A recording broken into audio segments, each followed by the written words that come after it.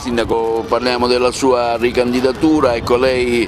ricandida la sua persona alla fiducia degli elettori di Bivona con quali proposte e offrendo sul piatto cosa? Allora, noi ci presentiamo, la mia squadra si presenta ai cittadini di Bivona dopo 5 anni di aver lavorato incessantemente, avendo portato più di 23 milioni di euro di finanziamenti,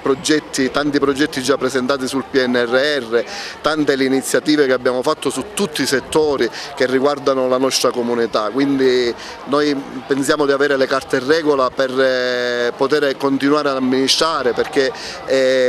quello che sta passando in questo momento è un treno in corsa,